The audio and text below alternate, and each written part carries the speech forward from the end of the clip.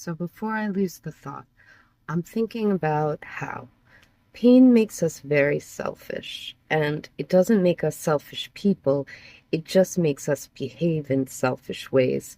When you think about how ultimately, you stub your toe, the whole world comes grinding to a halt. It's just nothing but the blinding light of pain that you can think of for a moment. And you're not really concerned about what else is going on. It just shuts off all of our filters and kind of makes the whole world, reduces it to this one single point, right? And in that, I think we can see how less acute, more chronic pain would play out in a, a more diluted but almost worse way because it's more perpetual.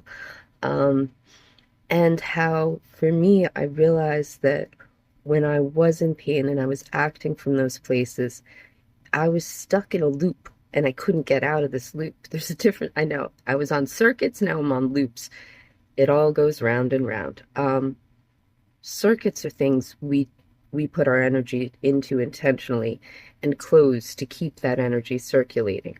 Loops are more like same shape, totally different application. It's where we're trying to go in a straight line and it slowly curves until we find we've been walking all the way back to where we began.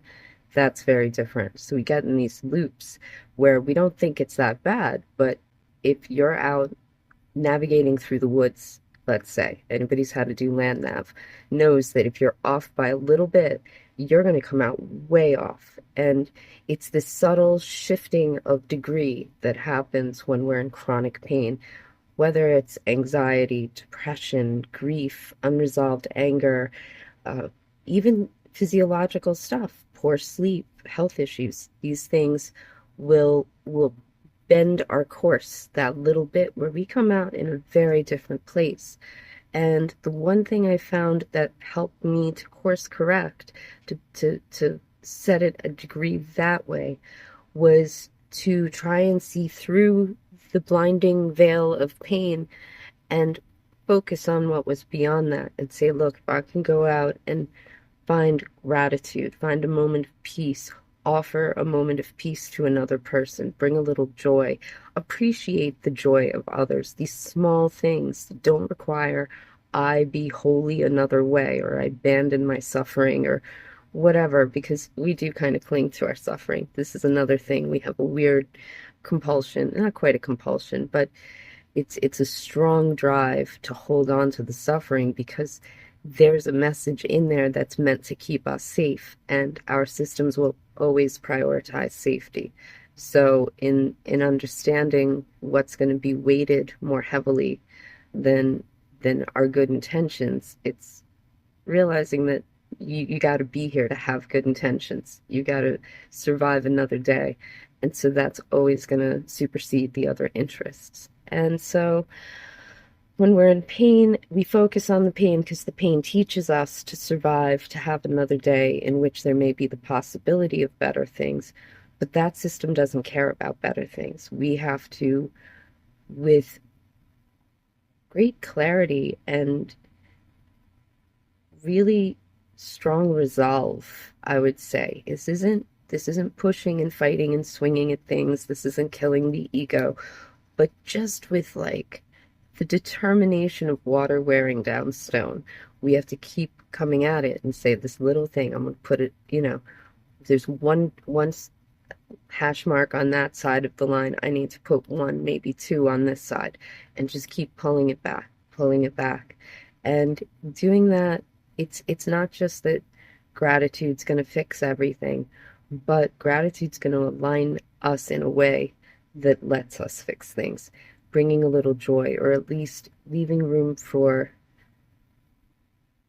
feeling some warmth in our heart when we see others enjoying things. Like we talk about the laughter of children, how it's hard to resist if we're in any state at all. Even when we're in a rough state, hearing kids laughing, you're like, oh, I can't hate everything.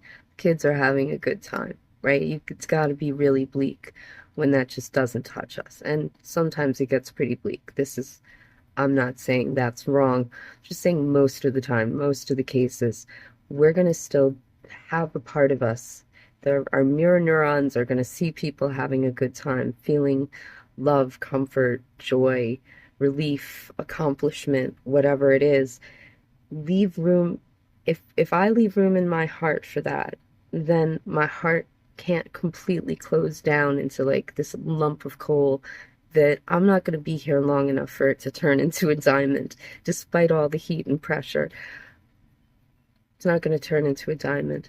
And so, if I want to bring some shine to this, right, I got to look out and see what's glimmering around me and focus on that. The power of focus. And don't have to betray or abandon what we feel, what we're experiencing, what the pain is trying to tell us or spur us to do. Don't have to abandon that, but we can coexist with that pain and still look out beyond it through one eye, even and say, oh, there's still goodness out here. And in doing that, I really feel like it gave me a lot of strength to pull up from some pretty bleak places. And it's it's an interesting formula that I haven't formulated yet. I know there's something here about pain makes us lose our ability to see the broad view. It closes everything down to this one single point, and we become very selfish and very limited in that. And there's something about being able to see beyond that, to put our focus elsewhere, to allow some of the goodness of life to come in. Because life is so good. It's awful and it's wonderful. Both things are true. And the more we can hold both these truths and navigate them, the more we are going to be the people having joy and accomplishment and peace and relief. And this is the objective to me. If there's any objective here, it's to create a continuous stream of proportionate and useful emotional states that allow us to have a desire or an aim and to pursue that consistently with who we are, that we don't lose peace and health. This is the thing. It's finding that sustainable balance between all the things that really are. We can't just pick the ones we want and throw the others away. They're not going away. This is what we got. But there is something there, and before I lose it, I just wanted to try and riff on it a little bit. So that's what I got for now.